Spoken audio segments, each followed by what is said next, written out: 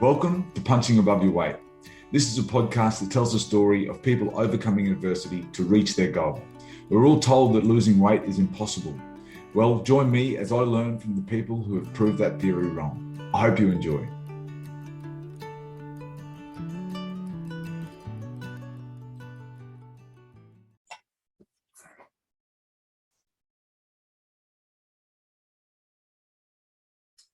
All right, welcome back to episode 20 of Punching Above Your Weight.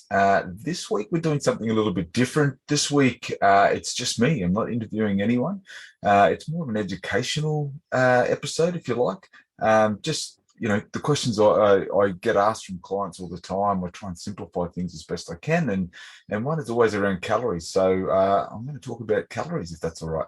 Now, this is a bit of a visual episode, so I will be doing my best to try and explain things for those that are just listening to the audio of this episode. But we will be creating a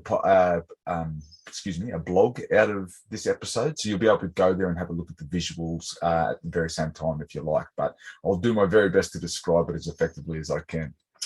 All right, so this week I'm going to talk to you all about calories. Okay, don't fall asleep yet. This is a really important topic, okay? It's all about comprehending calories, or really it's about mastering calories quickly is what I want to call it, because they're confusing. You know, most people get overwhelmed at the thought of, even have to think about calories or kilojoules if we're in Australia. That's what I should be using. But a lot of people in Australia still use calories.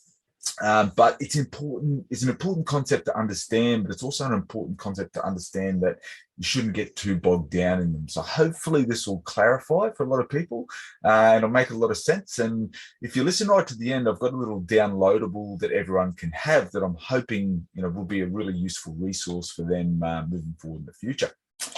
All right, so boring old calorie in, calorie out equation, okay? To lose any sort of body fat, it's about putting in less calories than what your body burns. Yes, low carb works, keto works, high protein works, but they work because they're creating a calorie deficit, okay? They are putting in less calories from carbohydrate or, whatever it might be. So it's whenever you're restricting certain food groups, you're essentially cutting calories. And if that food group was a very big part of your diet previously, then you're going to cut a lot of calories and it's going to be quite successful for you. But the mechanism that's driving it is still the amount of calories, the deficit that you've created by putting them in, okay? Only 4 things provide it: alcohol, protein, carbs, and fat. They're the only 4 things that provide calories in our diet, okay? So we go and eat them, and then we've got to go burn them off. And if we don't burn them off, we've got ourselves an excess of calories, and that means the body has to store it as fat. Whereas if we don't put in enough calories, then the body is going to break that fat down and convert it to energy, and essentially that's how we lose it. Now, how I get people to approach calories, though, is that because it's quite easy to get bogged down and think you've got to have this finite knowledge of them, okay? But understanding calories is like understanding exactly how many liters of fuel is in your car, okay? No one knows exactly how many liters of fuel is in your car. You just don't know. But does it pay to have no idea of how much fuel is in your car? No, that's problematic in itself because you could be running out of fuel, So understanding calories is like knowing roughly where that fuel gauge is, okay? Am I quarter full, half full, 3/4 full?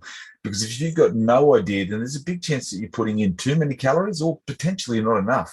And so it's important to get an understanding, but you've really got to let go of the precise number and think that it's exact. Because I'm going to show you a few examples today that really, demonstrate that a precise knowledge just isn't really what you need, okay? Now, the other thing to factor in here, guys, is that a kilogram of body fat, okay, is worth anywhere from 30,000 kilojoules or about 7,000 calories, okay? There's debate about exactly what it is, but there is a value and it's high and it's up in that ballpark, okay? So, to drop a kilo of body fat, you've got to create a big enough deficit. We're talking 30,000 kilojoules. You've got to create a deficit in order to drop that kg of body fat. Now, it's not as straightforward as that because the body compensates. There's metabolic changes. I'm not going to bore you with that today, but it's still a useful thing to know is that there is a value to a kilo of body fat. And if you want to drop those kilos of body fat, you've got to understand just how much of a deficit you've got to create. So if a kilo of body fat is worth 30,000 kilojoules or around 7,000 calories, you can't drop that off in a day. the average person might need 8,000 kilojoules in a day, or they might need, 2,000 calories if we're talking calories. So you can't drop 30,000 out of that or 7,000 calories out of that. You can only take small increments every day. So it's important to understand that concept. You can't drop it out in a day. It's the accumulative effect of what you're doing. Okay. And now what people do is they go and track, what people do is they go and track calories. Now, I'm a massive fan of tracking calories for a period of time. If you want to do it long term, then that's fine by me as well. But it's also really important to understand just what you're getting back. Because when you use any of these apps, and there's some great apps out there, when you use these apps, they might appear that there's a real precision around calories. And there's actually nothing further from the truth, because the thing is, we can pull two bits of fruit, two apples off the same tree, and they're going to have slightly different calories in them. But if you put an apple into an app, it's all depending on the size, it's going to look like there's an exact amount of calories in it. And there's so many factors that affect it that it's just not that accurate.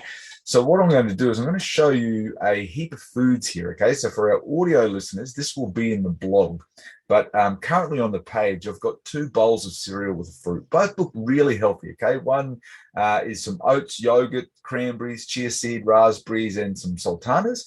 The other one is blueberries, raspberries, chia seeds, cranberries, yogurts, and some oats, or more like a muesli, really. Okay, now they look very identical, but there's a 170 calorie difference in these 2 meals. Okay, so 170 calories, we're talking kilojoule-wise, just shy of 800 kilojoules in that one meal. Now, if that's exacerbated over the day, we're talking, let's say 3 meals and a couple snacks, but we might be 3,000 or 4,000 kilojoules out, or 1,000 calories out over the day. And that then eats into that deficit that you think you're creating, because what happens is when people are inputting this data into an app like MyFitnessPal or Easy Diet Diary here in Australia is probably the best one, they might say, okay, a serve of oats or a handful of oats. And there's some really vague details around that. And this is where the inaccuracy just blows out considerably, because we're estimating how much is going in there, and for anyone that can look at these 2 images, you can see that there's not much separating them on appearance, and you've then got to try and estimate accurately how much of certain foods are going in there, and then it blows out the numbers quite significantly, and there evaporates your ability to create a calorie deficit. Okay, let me just bear with me, because it might sound like I'm suggesting not to use a tracking app, or just to give up on calories, and that's not the answer either. I'm going to show you a pretty simplified way to sort of control this, if you like. The next image is a big heap of veggies. Looks like a little bit of halloumi cheese and chicken in there, but both are very colorful, very, very appealing dishes. Okay. Now the difference between these 2 is over 400 calories. That's 2,000 kilojoules pretty much, which is huge. There goes your deficit in one meal. That's massive. So if you're trying to lose weight, how do you estimate that dish? It's really, really difficult. And both are quite healthy. Okay, both are very healthy meals, but there's a bit of a difference there between what you're putting in. The next one is like a fried rice with a bit of chicken. And it's interesting. One is certainly more colorful. Okay. And what I tell my clients is that when you're cooking fried rice, it should really be fried vegetables with a speckle of rice in it. And that's exactly what the one is on the right-hand side. Whereas the one on the left is more like fried rice with some token veggies scattered through it. Okay, and it has a little bit more chicken, but it's not, to the naked eye, it doesn't look overly excessive in chicken compared to the one on the right. But the difference between these 2 is over 300 calories. Okay, it's 355 calories. So again, if this is one meal, there's your deficit pretty much gone in the whole day. So the next dish is a rice and stir fry on the left-hand side, okay, and a cauliflower rice and stir fry on the right. Now, again, first appearance, doesn't look like there's a big difference between these, okay? There's slightly more protein, like meat, on that one on the left. The one on the right, certainly more vegetables, and because they've used cauliflower rice versus normal rice, it creates a pretty big calorie deficit. We're talking nearly 500 calories here. And again, there goes the deficit that you're aiming for in order to lose weight. Now, the recommendation, okay, when I left university, and it's still much the same, is that in order to lose weight, you need to sort of estimate what someone's maintenance requirements are. So what's their maintenance requirements? Or, well, that's the amount of energy or calories or kilojoules that their body needs to keep their weight exactly where it is. Okay, so in order to lose weight, you've got to work out what that is. And really, we're guessing. In our clinics, we used to do indirect calorimetry and actually measure their metabolism. There's still some estimating involved with that in terms of physical activity. But these predictive equations, they are a guess. They're an educated guess based on some data, but we're still guessing. But they serve as a great starting point. So you've got to work out what that is, and then you actually have to then create a calorie deficit from that. And the standard recommendation is to drop 500 calories or 2,000 kilojoules off their maintenance requirements. Now, it's safe to go to 1,000 calories or 4,000 kilojoules, particularly if someone's up the BMI scale a fair bit and they need to drop it a bit faster. But as you can see with these meals, if there's a 500 calorie difference with what you're inputting into a calorie tracking app, then your deficit is evaporated. It's gone. There's nothing there. And then I would have clients that would come back to me and they're like, well, I don't know what's happening. I'm tracking. This is what I'm eating. It's exactly what I'm eating. I'm just not losing the weight. And so my workaround to this is it's really important. There's one more dish there. I might as well show it. This one is, again, both a very healthy dish. This one's some chicken, sweet potatoes, some little bit of feta and some quinoa and tomato and leaves. And it's the difference in that one. The difference in that one is 300 calories. So again, that deficit is evaporated. Are you tired of wasting so much time and mental space on trying to eat healthy? Introducing Mealsy. Mealsy is a meal planning app where with just a few simple clicks, you can create a meal plan that contains only dietitian-created recipes.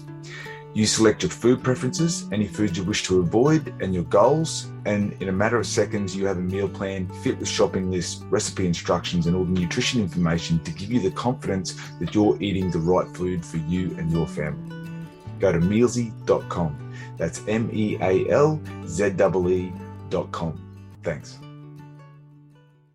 So my workaround for clients on this one is to basically put color at every meal, okay? I would have clients come back and they would say, this is exactly what I'm eating. They've put something into the app and there's virtually no vegetables or salad or minimal fruit there. So the margin of error is going to be massive. Like if they estimate, if they input a cup of fried rice that's got bugger all vegetables in it versus a cup of fried rice, versus what they're actually eating might be 2 cups of fried rice or a cup and a half. And if you look at that on a plate, it's not drastically different. So it is easy to underestimate. And so you can see then that the calories could blow out. Now, if they've got a load of vegetables in there, okay, so if it is a fried rice that is fried veggies with a speckle of rice through it, and they are out by half a cup, then the numbers just do not blow out as badly as what they do if the vegetables aren't there. So it's a really important concept. Make sure you've got plenty of color. Lots of color. It should dominate the plate. So when I say color, I'm not talking Skittles or M&Ms. I'm talking veggies, salad, fruit. Load up the dish, okay? So if it's breakfast, we're talking a ton of berries. And as you're about to learn, these are low calorie or low kilojoule fruits. So you load up your breakfast with them. Lunches and dinners are full of salad or vegetables. Your low starch veggies in particular are great. You can really load up most dishes with them. They don't have a lot of flavor. You can, absorb the flavor of a stir fry or a curry or a casserole, but you're using those veggies to bulk the dish out. And then the emphasis or reliance on calories or getting them accurate isn't as important. Now, I do encourage that you still use a tracking app. Why do I encourage that? Well, it's so that you get a good understanding of roughly where these foods sit. It's like looking at a fuel gauge. Are you quarter full, half full, 3/4 full? You need that comprehension because having no fuel gauge at all, you're driving around having no idea. Okay, so same with calories. If you've got zero idea, how do you create a calorie deficit? It's pretty hard. So what I've put together here, now this next series of pages, again, I do apologize for the audio listeners, but this will be available as a download on the blog page that we create, and you'll see that in the show notes. But you'll be able to download this as a downloadable so you can just refer to it. So basically what I've done here is I've broken, your core foods. Don't have a lot of commercial products here. It's mostly all your core foods. I've broken them down into 4 categories. And the analogy I use is that we want to be eating foods that you can eat a lot of without the bucket overflowing. Okay, so most people get that analogy. If the bucket's overflowing, you've got an excess of energy, you're going to gain body fat, right? So you want foods that you can eat a lot of without that overflow, without that weight gain. And so I've broken them down into foods that are under 400 kilojoules per 100 grams. Okay, these are colored green for those that are watching. Those that are between 400 to 800 kilojoules per 100 grams are blue. Orange is between 800 and 1200, and then anything over 1200 is fairly calorie dense. So what it means, or kilojoule dense, since I've got kilojoules on the board. So anything that's colored green in this downloadable means that you can have decent portions of it, and the calories or the kilojoules are quite low in it. So there's little fear of gaining weight if the bulk of your dish is coming from this green group, okay? And then right at the other end of the spectrum, you've got the red, where the foods actually don't have to be that big in volume or quantity, but the calories can still be quite high. So these are the ones you've got to pay a lot of attention to with how much you're actually eating. Doesn't mean don't eat them by any means. It just means you've got to learn and be aware of the amount. Okay, so what I've done, I'll explain as best I can for the audio listeners, but I've broken this down into per serve, okay, and per 100 grams. So on the left there, it's all per 100 grams. So for example, a cucumber, which will be no surprise to most people, is for 100 grams contains 50 kilojoules, okay, and it's green because there's, half a kilojoule per gram. So it's very low in kilojoules. You can eat a lot of it with very little fear of gaining weight. Now, what does 100 grams of cucumber looks like? Well, I've got no idea. So I've also created the portion size of it. So 4 medium slices, weighs about 40 grams. And for that, you'll get about 20 kilojoules. So it's there for you at the same time. So you can see here, this is the salad page. So I've broken them down into food groups, okay? So the salads are all on this page. Most, again, no great surprise, are green. So you've got olives, which are actually the highest, okay? For 100 grams of olive, it's, 856 kilojoules, so about 200 calories. But who's eating 100 grams of olives? Not many people. So, if you eat 4 olives, you're still only getting about 137 kilojoules, which is 30 odd calories. So it's pretty good from that perspective. So no great surprises there. The biggest one that most people I sort of stress need to be aware of is avocado, because it does contain a lot of calories. It's not excessive. It's not like you're eating, a deep fried whatever, but it does contain calories, so it pays to have an awareness of them. All right. So then the next page is vegetables, okay? Again, no great surprises here. You can see all are green, even potatoes, which cop a really bad rap, okay? For 100 grams of potatoes, now these are all the raw weights. Of course, you can deep fry or bake potatoes, and that changes the calories drastically. Turn them into chips is a big problem. But the raw potato itself is actually not too bad. There's about 277 kilojoules, which is about 70 calories per 100 grams. So even potato, which has probably got the worst reputation of all the veggies, isn't too bad, providing you're not overeating them. Garlic is the highest per 100 gram, but of course we're not eating 100 grams of garlic, we're only having a clove, so there's bugger all in that. Then we have the fruits. Again, the fruits are pretty good. Most of the fruits are pretty good. It's only really banana that's slightly into the next category. Everything else is green. It's just banana that just leaps over into the blue. And if we want to call avocado a fruit, then it's there as well. Then we get into the meats. Okay, so meat is actually pretty lean. Per 100 gram, most raw versions of the meat are sort of well under the 800 kilojoules. The one that's the highest, believe it or not, if you're listening on audio and you're not seeing this, try and guess in your mind, but is it steak or is it salmon? It's actually salmon. Now, this is a bit unfair because you can't really remove the fat from salmon, whereas all of these other cuts are lean cuts. Now, salmon is one of the healthiest things you can eat. Full of omega-3, great for the brain, great for the heart, but it still pays to be aware that, if you're eating a lot of salmon, there's a lot of calories that your body's got to deal with. So you certainly eat it regularly. You just got to be conscious of the amount. And the amounts is a really important thing to factor in here because, these are all per 100 grams if you're looking at the protein portions. But, where I'm from originally, there's a hotel there that serves a 1 kilogram steak. And it's fried and the fat is on it. Okay, so we're talking 6,000 to probably 7,000 or 8,000 when you include the fat and how it's cooked in that one steak. And it could be a badge of honor if someone's gone and eaten that, but well, they've got an excess that day when they've done it. So it pays to be aware of these portions, and that's what the apps are great for. It gives you some sort of idea of where these foods fit. Then we've got the dairy, and no surprises there for many people. Probably cheese is the highest per 100 gram, but if you're pretty good at portioning out, it's not going to be too bad. Nuts is one that I do need to stress. Okay, so nuts are really high in calories. Okay, they are, for 100 gram of macadamias is about 3,000 kilojoules, which is about 700 calories. So a quarter of a cup of nuts, of macadamias, is about 1,000 kilojoules, or 250 calories. So they're right up there. Now, they're also one of the healthiest foods you can eat. So this is where people can become confused. So again, this is where I stress using an app is all about you learning and teaching yourself where these foods fit. It doesn't mean don't eat these foods. It just means be aware of the portions. And then we have breads and some crackers there that you can have a look at. Most aren't too bad, but bread is quite high per 100 gram, but typically we're eating anywhere from 60 to 80 grams. So you're looking at around sort of 600 to 800 kilojoules in a couple of slices of bread. A lot of wraps are very similar. So you can just get an idea on this page. Okay, this second last page, I believe it is the discretionary foods. Now, this is just the foods that you might get at a takeaway shop, or, that you've bought and brought into the house. And it's the ones that, like they're our treat, but they're the ones that people don't track. So people don't put these in their app because they don't want to know about it. But these are the foods you want to know. What's your favorite food? Okay, so a bit of white chocolate mud cake, average slice of that is 3,000 kilojoules, 700 calories.